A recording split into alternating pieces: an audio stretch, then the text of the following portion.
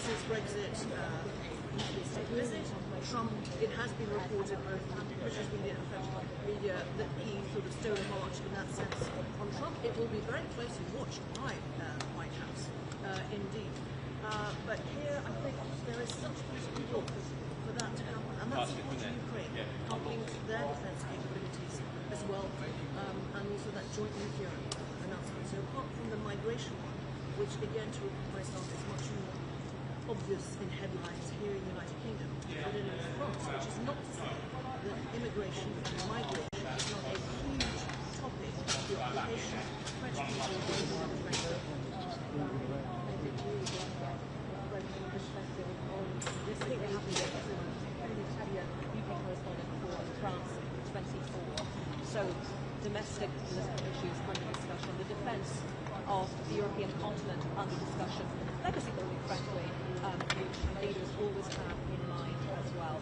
So we are, as I mentioned a few minutes ago, expecting the two leaders to address the cameras, to make remarks. We will bring that to you when it happens. For the moment, from Downing Street, back to the studio.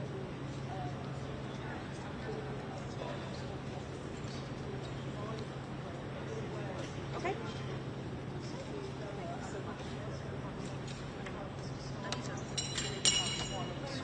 Thank you, pleasure. Un placer.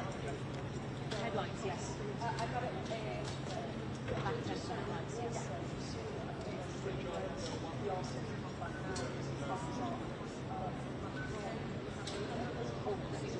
I wonder.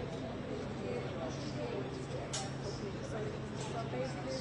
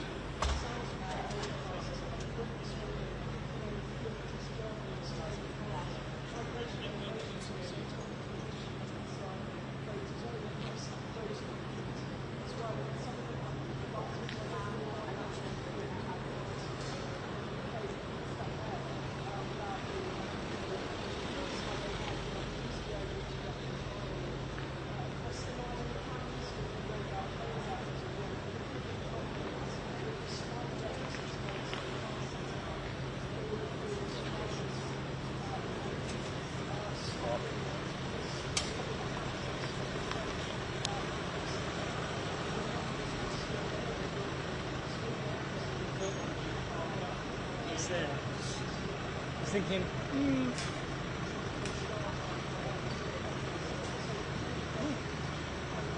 not very French. I'll take the doors off it.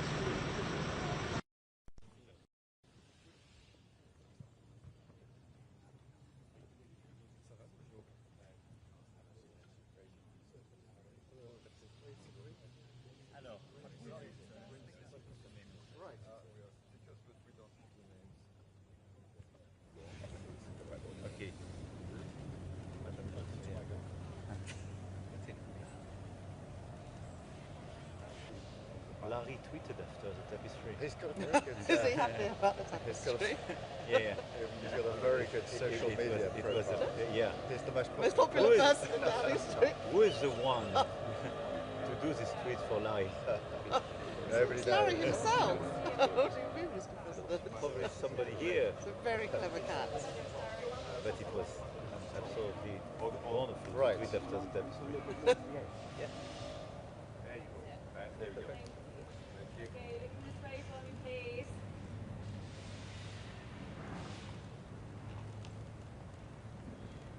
Right here, thank you. Everyone down here, please. Thank you. Thank you. Thank you so much. Thank you. Right. Very good. That was a difficult part. Hard work stuff. Yes.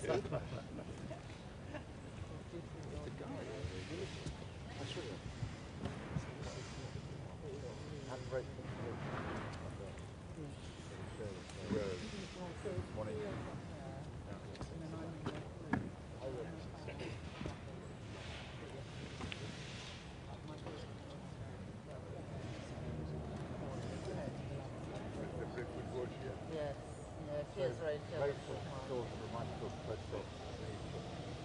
They visit each other with their kids. Yeah, carry their kids around Downing Street. Yeah, yeah. My boyfriend would like that. You don't think I like this one? Thank you very much. Just going to the pub, actually, Kennington. So I will be leaving just after. This is Podcast Parade.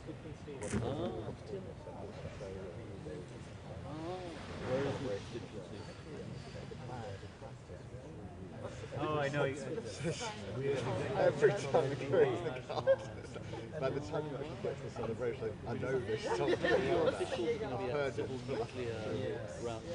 Very early in the morning. All through meetings. So sometimes you have a meeting and it's some marching band. So how are you enjoying the job?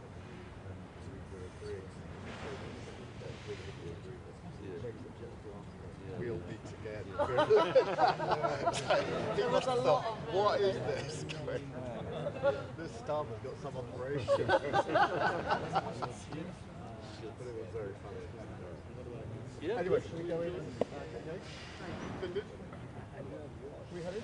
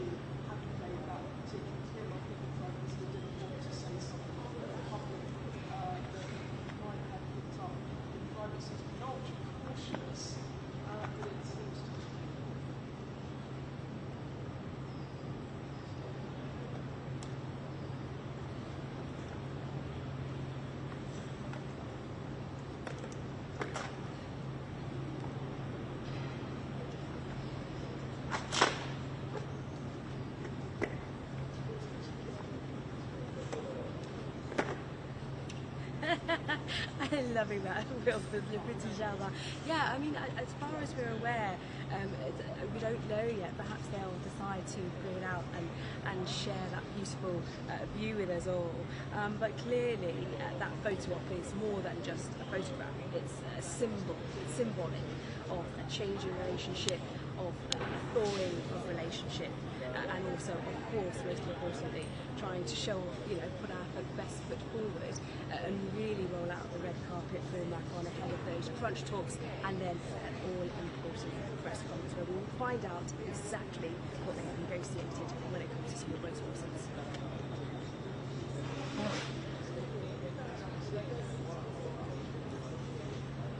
Well, we'll have to see. I mean, we would hope so. It gives us plenty of content, doesn't it? But nonetheless, it's not long to wait now until we hopefully get all the details of the potential pilot. Thank you. Does it all look okay? Benedict asked me if there was going to be, if they were working on a migration deal. Yeah, sorry, just give me 1 second, sorry. Benedict asked me if they were working on a migration deal. Yes. And she said, like, well, we can say, like, we believe he said they are working on it. They're working on it. Cheers, bye! No, so I've got to, I think I'm in the 10 with King, then I've got to presumably do the 11, and then I've got to go to lobby at 11:45. I'll probably do. So you're going into a thing on clear? Yeah, you're clear. Thank you. Unplug that. Thank you. Watch it back. Hi Charlie, how are you? Thomas Yeah, I was says just he having a look at it. he says he thinks that Macron responded to my Yeah, well, question. actually, the but sun's now moved, so it doesn't. Bye, Mari. I'll see you later. See you later. It's quite a nice day, isn't it? Oh, such a nice day. Okay, I haven't seen the angels. We're like ships in the night. I know. What did he do? Did he get him to turn around? I was so busy doing a piece to camera and yelling at him, I didn't notice. I've done the face. I've done the face this morning. Looked to me like Macron was like, come on, let's give him another little, and then they did us another little, a little cheeky smile, you know. They love it, don't they? They love it. All right, bye, love. See you later. Hey. Am I over here with you now? I think so. We're doing 1 in 10, yeah. I was told about an hour and a half ago, yes. Oh, someone's phoning me. Okay. Let me just. And then just talk me through. Hannah. I could just get in from there. And Hello. And then the first thing I'm going into at the top is what? Sorry, please. After the headlines. Oh, he's here and rustling in her bag. So I think he is going to be Live filming in it the now. street, I'm in the This is being seriously. He's putting a battery in. It's a battery. President Macron on the last day of the French All right, leader's bye. state visit to the UK. Meanwhile, the UK says its domestic battery deal is to reduce the number of migrants crossing the English Channel in small boats. Okay, I'll try and lip read that. Here at Downing Street and bring you all the latest I'll try and lip developments. read that. Brilliant.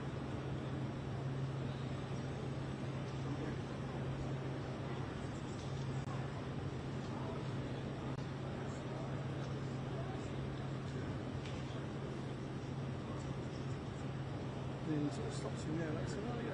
See? Fantastic. Hold on, let's do another one. Works right, doesn't it? Oh, yeah. Okay, good. Right. Thank you so much. That's right. Pleasure. See you on the next one. Yeah.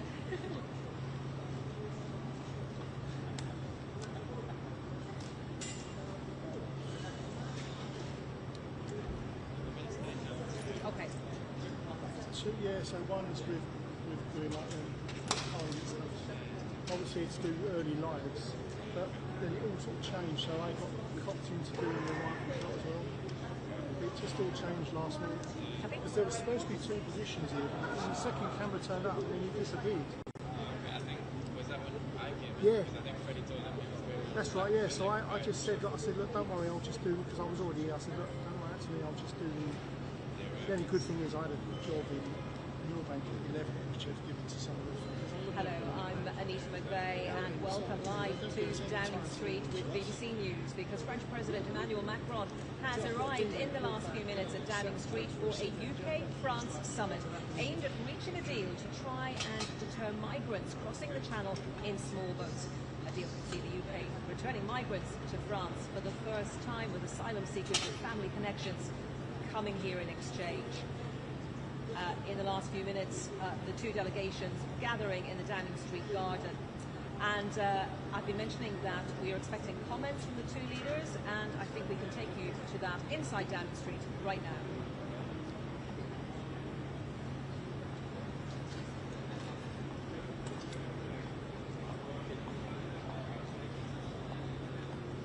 We were on the queue and haven't scrolled back to the headlines.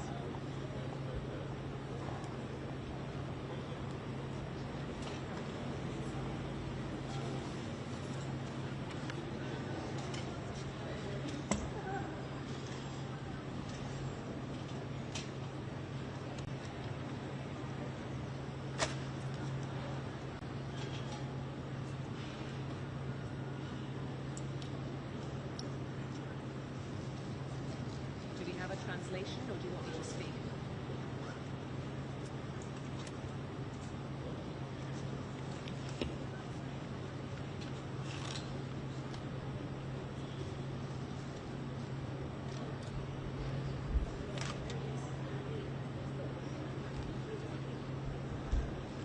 Do we have a translation? Do you want me to speak?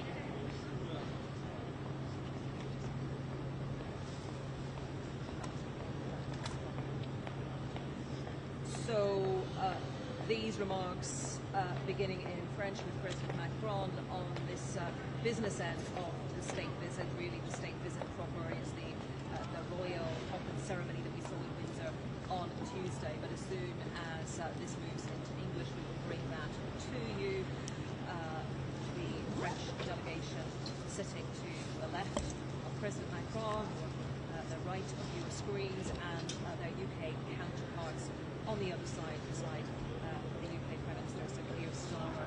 There were, of course, attempts to ask them about the small boat deal as they stood on the steps of Downing Street to pose for cameras and photographers. President Macron said something along the lines of, "We're working on it." But this proposed deal, according to the information we've been able to gather, is a sort of one-in, one-out deal whereby the UK would send, we think, around 50 people a week back to France who had entered the UK illegally from France on these small boat crossings. And then France would send a corresponding number to the UK, people who have family connections in the UK, who have a good prospect of gaining asylum, and who, we understand, have not attempted to get to the UK via these small boats.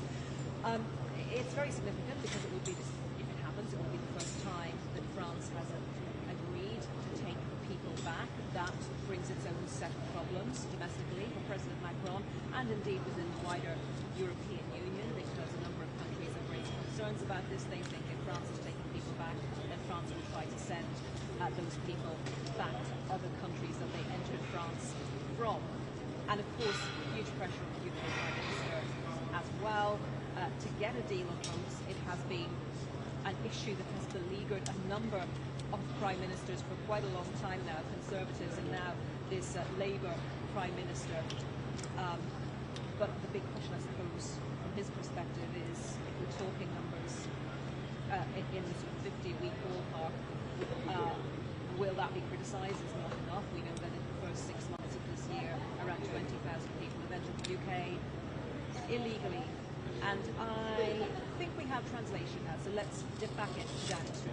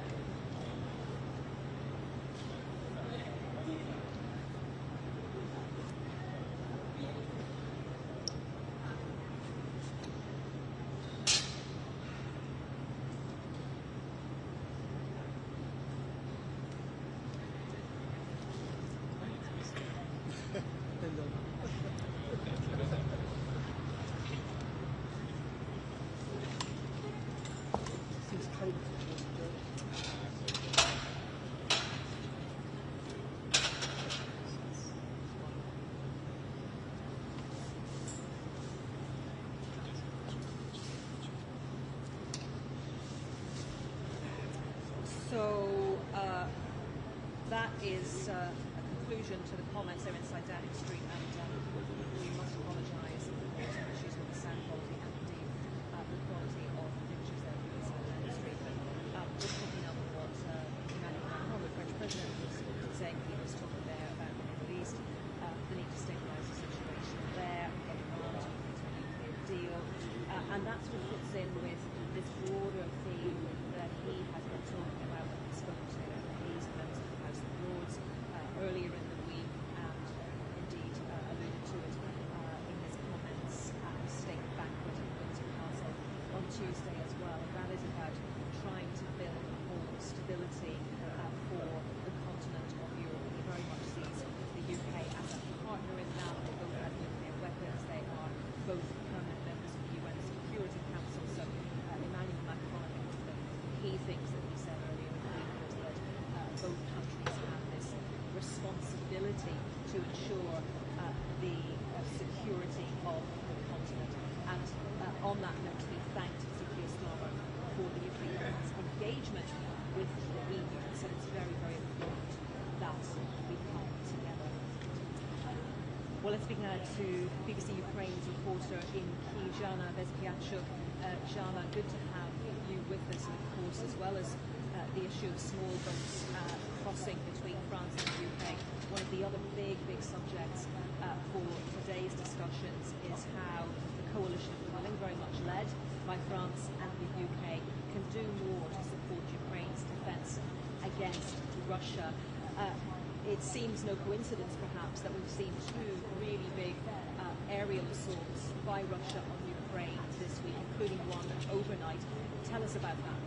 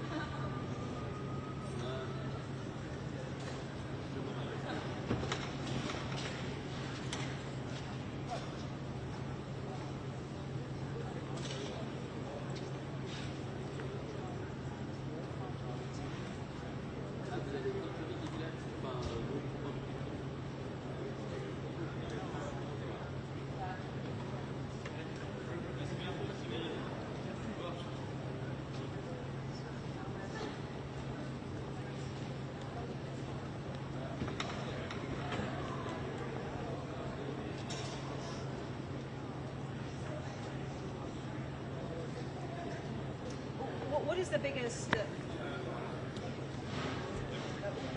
challenge for Ukraine right now, Jana, in terms of defending itself? Is it defending against those aerial bombardments, or is it about on the ground, that eastern flank on the border with Russia?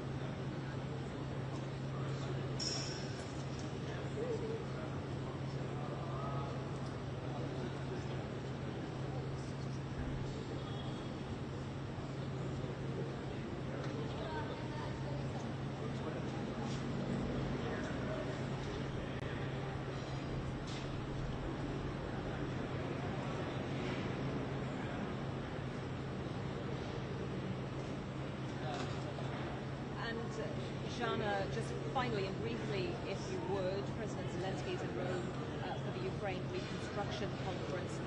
Leaders there will join a video conference which will be co-chaired by Keir Starmer and Emmanuel Macron. What is Ukraine hoping for from that?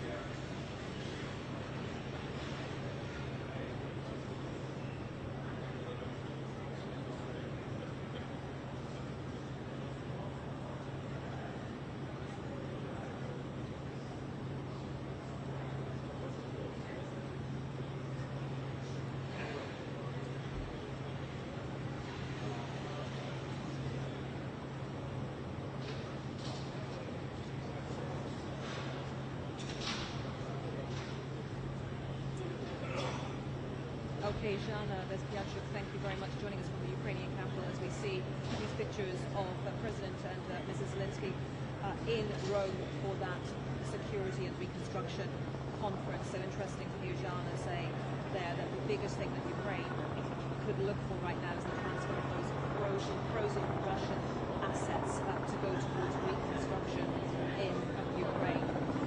And joining us now is Michael Moscow, senior fellow at the US think tank, the Atlantic Council, and global affairs analyst, also joining us from Ukraine today. Michael, it's very good to have you with us as ever.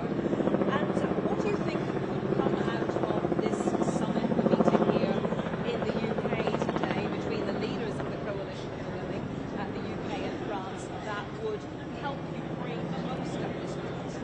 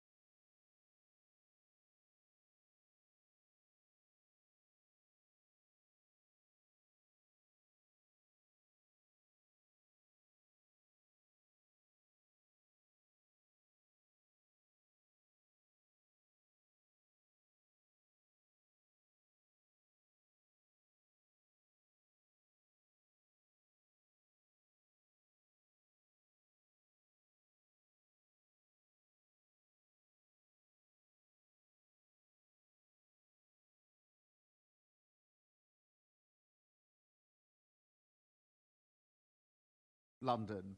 Mr. President, Emmanuel, it's a pleasure to have you with us. Together with your team, you're all very welcome, and we're much looking forward to this session. This week, we've celebrated a unique relationship, our shared history with a hugely successful state visit, and it has been hugely successful. Now, today, it's our task to look forward, to apply our collective strength and leadership to the challenges that we face today on behalf of the people that we respectively serve. This summit will signal a step change in our partnership to deliver greater prosperity and security for working people, building on our new agreement with the EU, which of course you referenced last night. In uncertain times, we achieve more by strengthening our relationship with our allies. So that is what today is all about, working together on the priorities that we share as two nations. For us, it's about delivering the changes that the British people want to see. We all agree the situation in the Channel cannot go on as it is.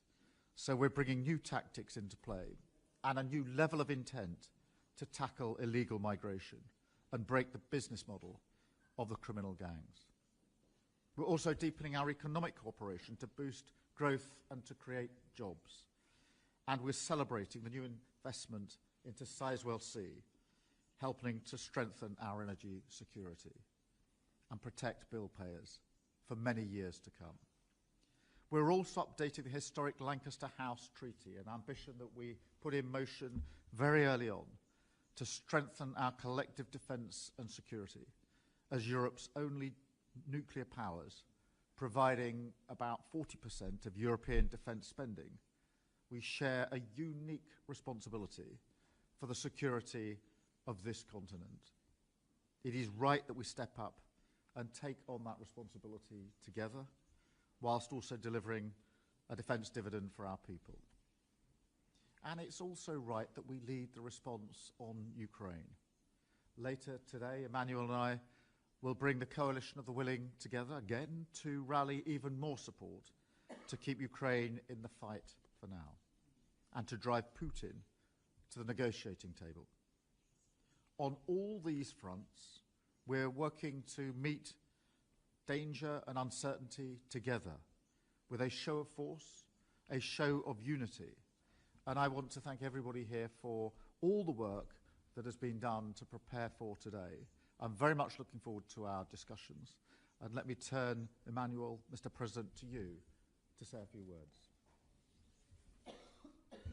Thank you, Mr. Prime Minister. Thank you first for hosting us and for the perfect and warm organization of the state visit. And indeed, today we open a new phase with the summit. And allow me to say a few words in French for our media. Merci beaucoup, cher Keir, Monsieur le Président. Thank you so much, dear Keir, ministers, for the work done in the lead up to this summit. As you've just recalled, this summit is of prime importance. 9 years after Brexit, agreement's been reached with your resolve, our shared resolve of opening a new chapter and try and collectively re-engage in the face of common challenges. For as you referred at the last meeting that was held with the EU institutions in May, to move forward at several fronts, and indeed we would like collectively, together, hand in hand, to build what will allow us to address the looming challenges. On the economic front, we know the need, as we're key partners at a time, we're key partners on both sides of the Channel, the need to revive our economies through a more integrated capital investment markets. It's one of the priorities of the EU, but the London financial centre wants us, it means that we need to have a coordinated approach with you, reviving investors, many sectors, our ambition, joint ambition on AI and on areas of capabilities, innovation, strategic for us. I'm thinking of what was concluded in the space front with the satellite venture. We welcome that. And of course on security issues and migration, here again the relationship is key. these past few years, you've known France's commitment, and our ministers have indeed opened a new phase of the political agreement that's sealed today is of importance because we share the same resolve to fight against illegal criminal gangs with strong coordination with other EU states. As we've said, the ministers have worked on that. France is the final point before entry into the UK.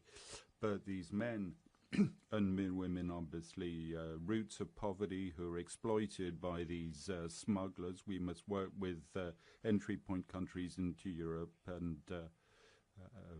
to stem these entry points. We have common resolve in fighting this trafficking, protecting our people and the men and women from these smugglers, and engage all countries that have a co-responsibility of our side. This is something EU wishes to take forward and starts with a bilateral discussion must be broadened. I think that's the momentum underway through this summit and in line what was done through the Calais group. In terms of defence and security, we have a solid history, in no way impacted by Brexit. However, this summit will kickstart some key issues in terms of capacity building, strategic for our two armed forces together constitute what is really the bedrock of this European NATO pillar, to be able to be a framework nations, to project ourselves on several theatre of operations. Defend European soil at the site of our allies is paramount, and I welcome the fact that this can seal, first of all, breakthroughs in terms of strategic capability and common efforts, but really take it to the next level in terms of capabilities on more sensitive issues such as nuclear deterrence. Work's been finalized of importance, so we'll return to that. On the diplomatic front, European affairs here again, this summit will allow us to move forward, as you recall, Prime Minister, with a shared resolve to support Ukraine, and we'll have occasion this afternoon to hold a new coalition of the willing session to reaffirm our resolve over time to support our Ukrainian friends financially, militarily, with support capabilities to up the level of pressure on Russia in close conjunction between yourselves, the EU and the United States, in order to bring Putin back to the negotiating table with a robust and lasting peace. What we've done with February for the coalition of the willing is key. We'll review events in the Middle East where our countries historically have a strong responsibility guaranteeing pluralism, stability, and there are several key issues. Coordination is absolutely key between us on nuclear power in Iran and peace and security for all in the Middle East. And lastly, on the energy front, as you mentioned, welcome the agreement reached on Sizewell C, and after the commitment on Hinkley Point, it's a new phase that we're securing in terms of investment. It's also a whole generation of investment nuclear capabilities that are key for both the sovereignty and decarbonization of our economy, moving and interconnections that we need to move forward. It's one of the priorities for me. I'd like to thank our ministers for all the work put in ahead of the summit, the conclusions that we'll be reaching, and thank you, Prime Minister, for your commitment. You said that at the outset, and I believe the resolve that you're moving forward to re-engage with Europe, first and foremost with France, is a paramount priority in an increasingly uncertain world that we've seen these past few weeks. Wars, destabilization of trade in our economies, our ability to act jointly is a key success driver for us all. Thank you so much. Very much.